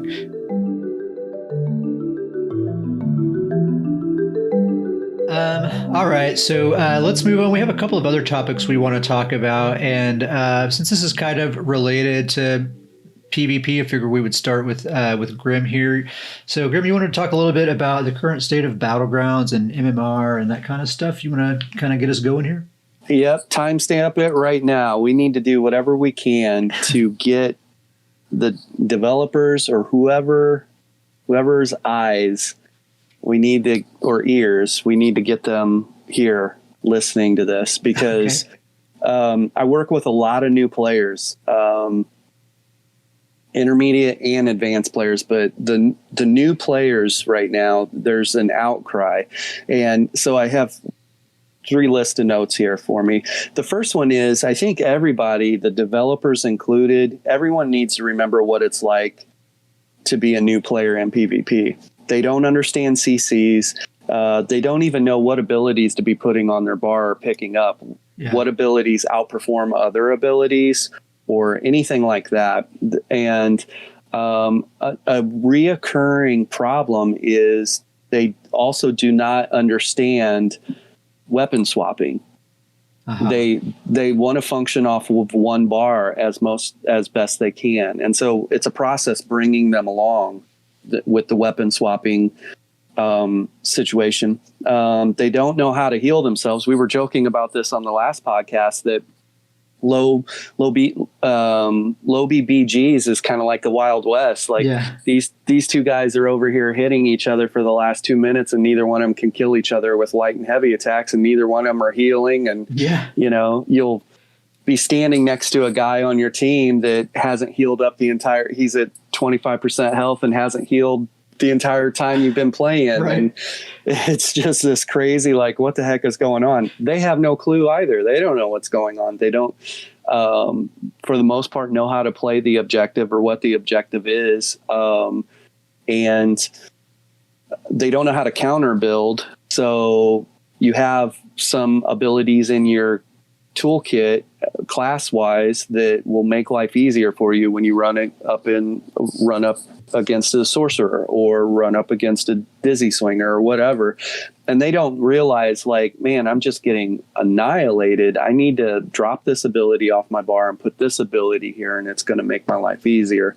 Yeah. And they also don't understand basic maneuvering, how not to get pinched or sandwiched, to move as a group, and that's a big basics. One. Yeah, that make your life so much easier. They don't know how to spot healers, and they don't know how to spot threats, in a team fight. They're pretty much the first shiny thing that they see. I'm going to I'll stand right in the middle of the fight and take damage from all around me just to try and kill this one person who is low. And I remember being that person. Absolutely. Yeah. So that's what I'm working with on a daily basis. And I enjoy it because we're trying to enlighten or increase their level of understanding. And I understand where they're coming from too. So I'm trying to give them a game plan on what abilities they need to get access to and why. And then we set up training scenarios for them to practice it, whether it be a dueling 1v1 situation and they're having a hard time versus stamina players. The dizzy swingers are just annihilating them, eating their face. And so I jump on a stamina player and I teach them how to stand a better chance against that in that 1v1 scenario. And we go through and work through it all. But anyways, in this time frame that they've dropped the battleground groupings, and I think the primary reason was they were saying that pre-mades were ruining the experience for PvP, especially the newer players. And then you brought this up perfectly, that I think what we're seeing at this point is it wasn't always pre-mades. It was just people that had a good grasp or a good understanding of what they should be doing, how to play the objective. I strongly believe that pre-mades were never as much of an issue as people thought. Exactly. And we hands down are seeing that right now. That's proven that people just have a basic understanding of what they need to be doing. And there's people in BGs right now that'll say, I hate pre-mades, a new player. And it's like, that's not even a thing. These people just know what they're doing. I was cracking jokes after the patch went live when they got rid of grouping, because I would jump into some matches and I'd be on a team where we'd have that same old experience where there's one super dominant team. We just get flattened the moment we put our toe on the ground, so I would just say in chat, damn pre-mades, even though I knew very well there are no pre-mades, I think it's crazy. And this has just been my experience. I could be wrong on this, Zoss would have the data, but from my experience, battlegrounds have been greatly reduced just in how many people are actually doing them. I mean, I think we mentioned this last week. Me and Kit are in a guild that was just strictly battlegrounds. That's what it was all about. And that guild is now doing trial run. Like, I don't even think they're doing battlegrounds that often anymore. They're doing trial runs. We've seen them in Imperial City, which, they're doing other parts of the game, but it's just crazy to think that this battleground focus guild, these PvP focused, used to just they just don't have fun with battlegrounds anymore. It seems like it just it's so odd because it seems like of all the PvP modes, battlegrounds is like the one. It's made for teams. It seems like the whole idea is put a team together and go put it up against other teams and see what you can do. It's like I feel like the core component has been totally removed. You want to. I've always felt like Cyrodiil was the solo player's kind of playground.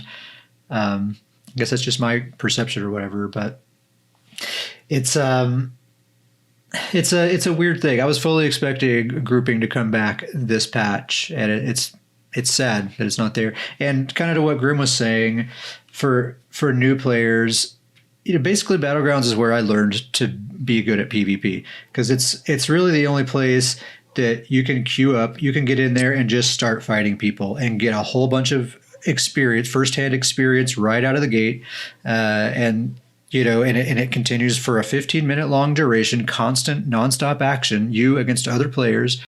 And so your teeth get sharpened really fast just doing that over and over and over again. You learn those ropes. You get forced to learn those ropes quickly. Whereas, say, like Imperial City, it's a lot different. There's for one, there's NPCs and stuff like that all over the place. You may or may not even see other players. If you do, there's a good chance you're going to be totally outnumbered or just totally outclassed by a player who's been playing way longer than you, because there's no matchmaking going on there. Battlegrounds is the ideal place for someone to learn how to PvP. And if you can't group up, if you can't take a buddy with you to kind of alleviate that newness, it's definitely off-putting. Absolutely off-putting. Bingo. My second set of notes are I actually went and kind of did an interview. All these players, these new players to the game, we're talking under a year. These people have been playing the game. And I met most of them in Imperial City. And the reason they're down there is because they cannot play in BGs with their friends. Mm-hmm. And they're literally... That's how we met. I was Imperial City for that reason. And that's how we met. Yeah. They're like, we know we're going to die, but we're cool with us dying together, you know? So I basically said, so what would be what's your reasoning, reasons for grouping from a new player perspective? Okay. Why would you want to see them add grouping in BGs back? And this is from all of them are new players under a year of experience, all of them. One person said, it's an MMO. I want to play with my friends. Right. And it was as simple as that. That's obvious answer number one for sure. Yeah. Like, come on. Like, do we even need to answer this question? Yeah, it's an MMO. I want to play with my friends. Another person said PvP is scary. I need to play with friends. Yeah. And it's an intimidation factor, and they would rather play with friends. Sure. Another person said 2 people who don't know what they are doing is better than 1. Yeah. I was just gonna say, I mean, we're playing a mass multiplayer online game that has a major feature of it that is not, multiplayer. And it's team based. I mean, I think that's the thing that blows my mind. It's a team based activity. Like how does it make sense that you can only queue up solo? Right. And then, go ahead.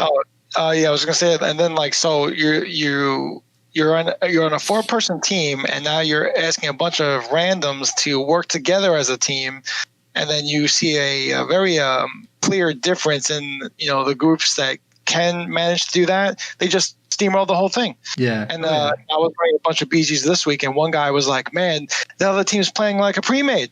Yeah. And they're all, and we're all, we're 12 people all randomly put together, and luckily for them, they the other guys figured it out. But in that situation, I was like, man, if we can get our stuff together, then we could maybe put up a nice meet them head on. Yeah. But again, I'm all alone essentially, and I can't do much. So what can I do? Just try to avoid getting caught, 1v4 or whatever.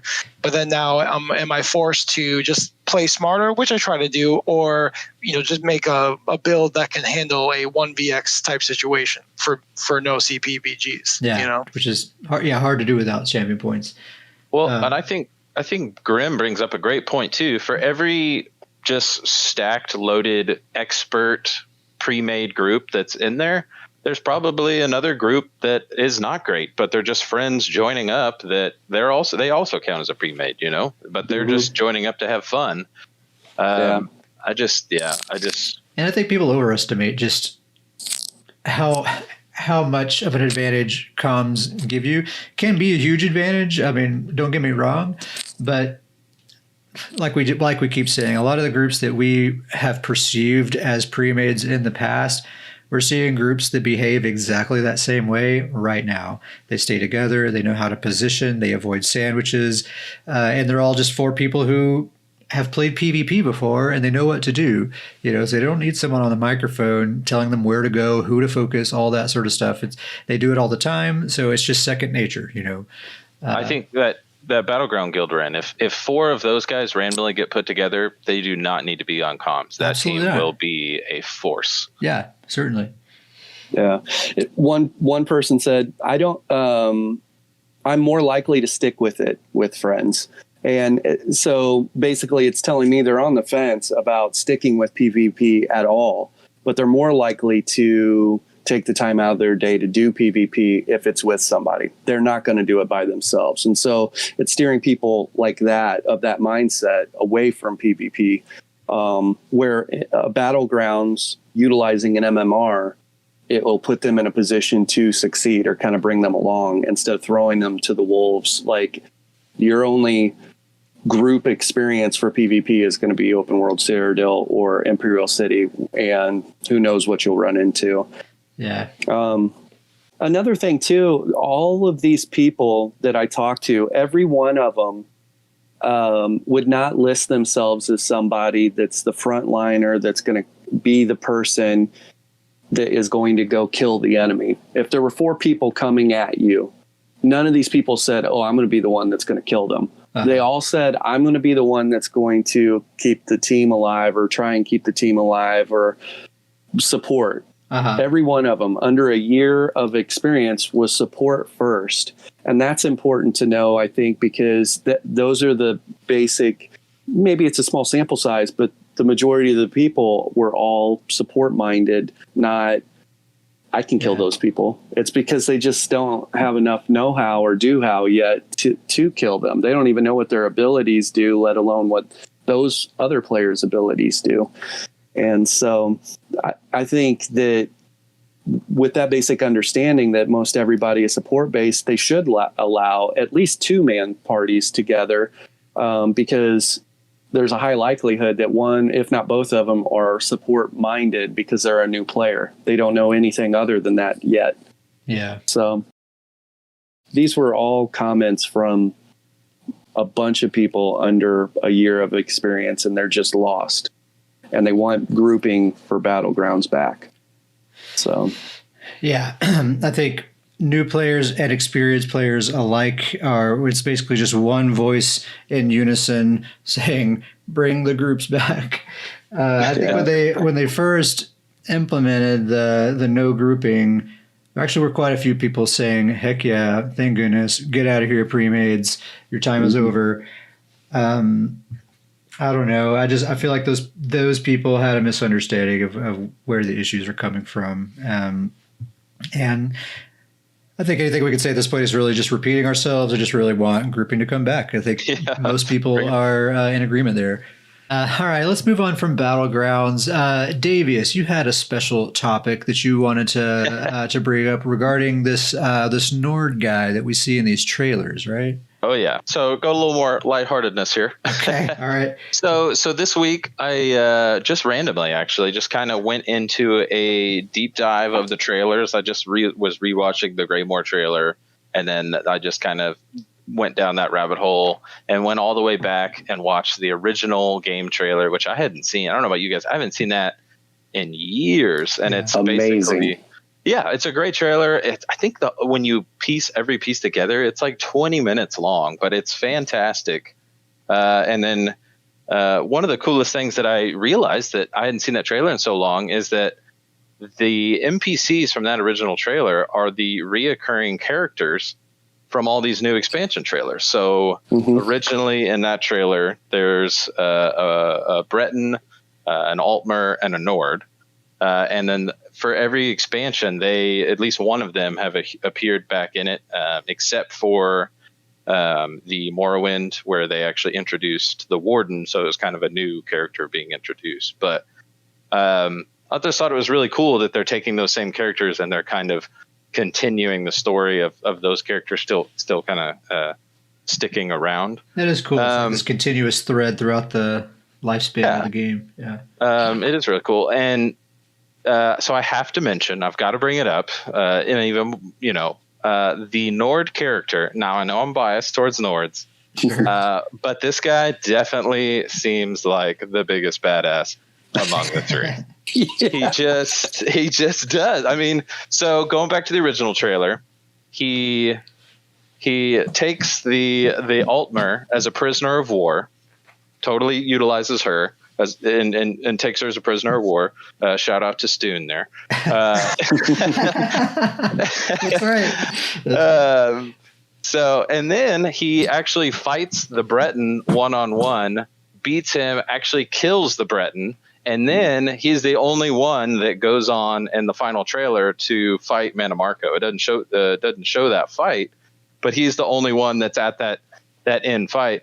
Well, then later on, the Breton actually comes back to life. He's introduced as the Necromancer in the Elsewhere trailer. The Altmer comes back for the Somerset trailer. The Altmer has a vision of her dying in the Somerset trailer, just saying. The Breton, he's already died. Well, Greymore, the Nord, comes back. We get to see him in his own unique trailer. And what does he do? Just hanging out with Lyris. They're the only two that can dominate these vampires. So never lost a fight, this guy. Never lost a fight. The guy's just unstoppable. So this is just Davius's segment to just another example of why Nords are superior. This is just the weekly Davius, the never-ending Nord segment of the week here. Yeah. Nord master class, master race.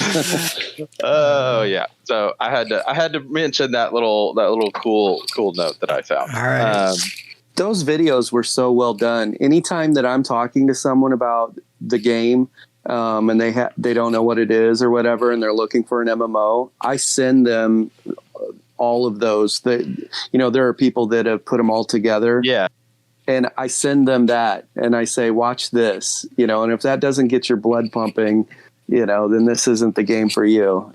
They do such a fantastic job on those trailers. They really do. Those trailers I'm always excited when a new one comes out. They do a fantastic job. That studio, I can't remember the name, but they do a lot of trailers for a lot of different games. They always do great work.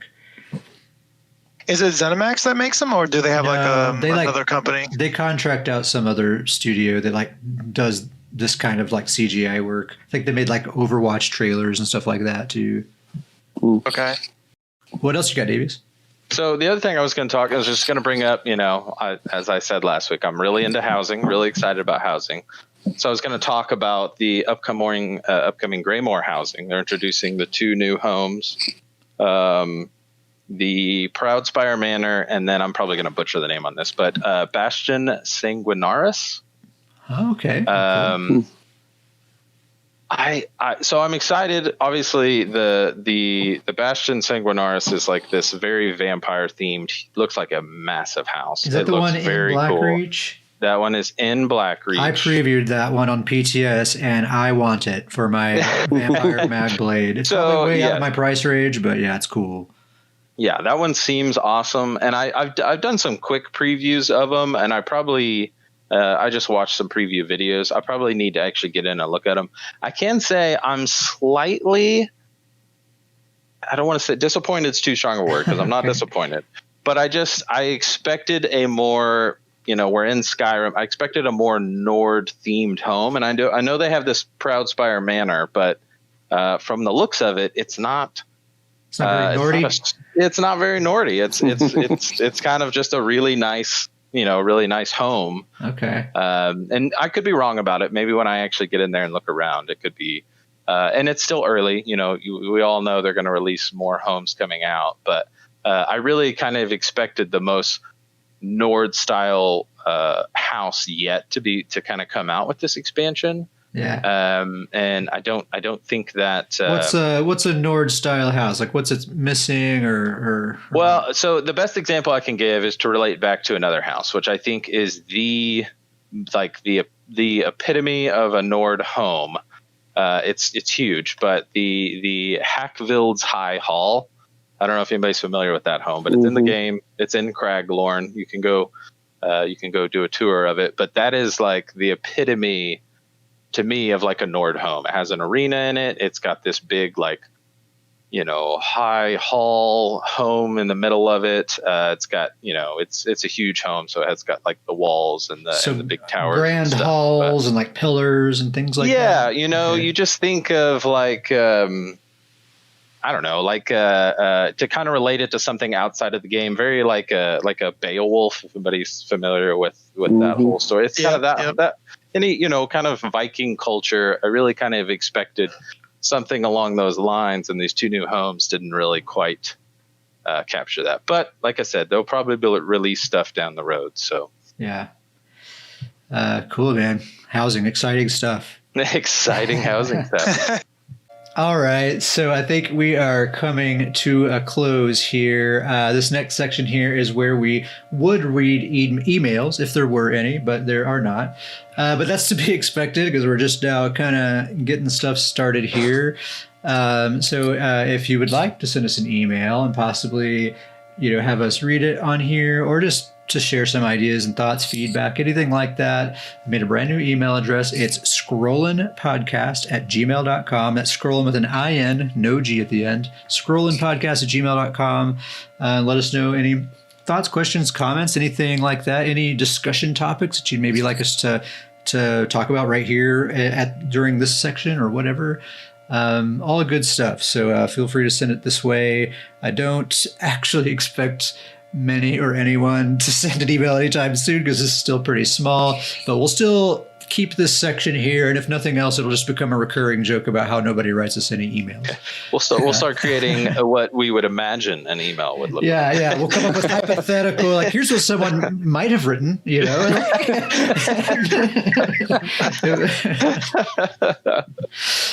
totally. Look, this email's from Icy. And also any corrections. That's another email you could send if we just are just factually incorrect about something, because I don't always feel like Googling something in the moment as we're talking. So I might throw out a number or something that's wrong. Feel free to toss that correction in a polite way, and we'll acknowledge it here. Any closing remarks from any of you guys?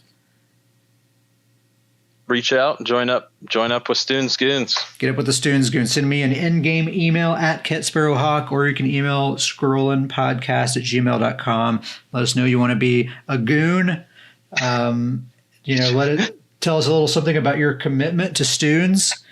No, just kidding. No, just tell us you want to be in the guild. You're guaranteed in. It's a guaranteed. You're in the guild right away. All right, I guess we will say goodbye to everyone. Grim, where can we find you if we want to? Grim's Forge Gaming on YouTube, and then just at Grim's Forge. And I'm usually spend most of my time in Imperial City, CP, and I'm down in the Ebonheart Pact EP base. So if you ever need help or you want to group up with me or whatever, just type in zone chat, hey Grim, are you online? And we'll make it happen. Awesome. Cool. Thanks, man. Icy, where can people get a hold of you if they'd like to? In game at ICFire369. I'm usually rolling with Grim in the sewers or off doing my own thing. Sweet. Cool. Good to have you here, man. Davius Starjumper, where can people get a hold of you? So at Starjumper in game, or like all of us, we're in Imperial City a lot on the EP side. So if you guys see us or fight with us, even if you're fighting against us, send us a whisper. We're all about talking. Yeah, and a word of advice: if you are on an enemy faction and you encounter us, if you just sheathe your weapon, more than likely we're just going to leave you alone. All right, just a little tip there. And that's not sarcastic. That's actually true. We're pretty chill group. So yeah. But just a warning, if you're on the tracks, the train ain't stopping. That's true. Yeah. Sometimes we just get going. I wish I could remember what that one guy's name was that just kept coming out and throwing himself at the lion and kept trying. And I really appreciate that. It was Fez something, yeah. Fez, yeah. Fez and he was DC, right? Was it DC? Yeah, it was DC. AD. I think it was AD actually. It was AD. Yeah. And I really was impressed with his go-get-'em attitude. So. Yeah, we were just right outside AD's base in the sewers and just trying to get a fight going down there. We actually ended up pulling quite a few of them. I put a video up on YouTube of it, actually. Mm-hmm. This dude Fez is actually pretty good. I think 1v1, he would have put up a pretty good fight against any one of us. But man, we'd put him down and he would just shoot right back out there over and over and over again, just like full throttle, man, putting everything he had into it every time. So I felt like a little bit. Was that the Sork that was streaking through constantly? No, he was a Stamplar. Yeah. Oh, okay. Yeah, that Sork, I do not have the same feelings towards that Sork.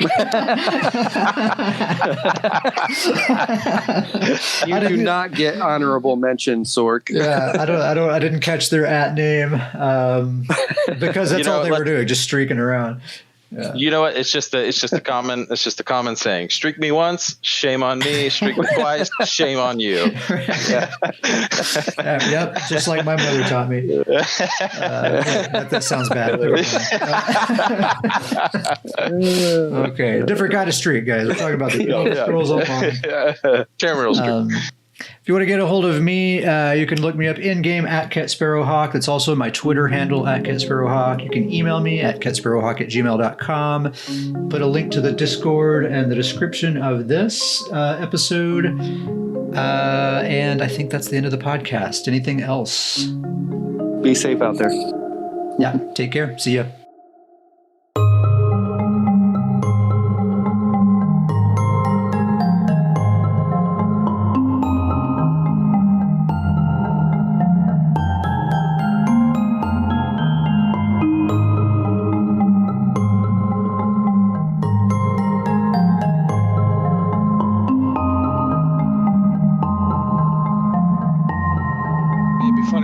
Leonidas, what is your profession? And everybody in the guild just says, students.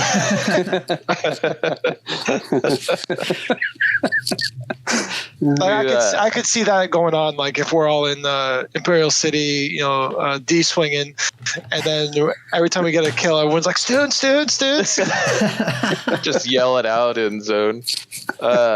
Me and Ket have been joking about for the proposed Goon Night that we've got to pick out like a costume. Yeah, ridiculous costume. Yeah, that is easily attainable for everybody in the group, and we all dye it, crazy colors or dye it the same color so that we're easily noticeable. Students, goons. You could do the tabards, and you could design the tabards and just ask everybody to wear the tabards. Yeah. Yeah. That's a good idea. I haven't looked into the tabards much. Can you just can any guild just make a tabard? Yeah, you can design your own tabard, and then you make it. They have to purchase it for I don't know if you can set the price or not, but I've seen them. Yeah, 1,000 or 2,000 gold. So yeah. But yeah, so the tabard might be a good way to go, and it's right at their disposal. Yeah, that sounds like. Yeah, we'll just make it I don't know, bright pink or something. Have you guys played Jedi Fallen Order? That Star Wars game? I haven't. Not yet. It's a really good game. There's the main character you play as, he wears these ponchos, and that's a lot of the loot that you find in the game is just different ponchos to wear. And one of them is bright Pepto-Bismol pink. Pepto-Bismol. Yep. Yeah. Delicious. Oh gosh. Let's not get into Pepto-Bismol stories, right? It's a different podcast. That's a dangerous road. Different podcast. No U-turns on that road.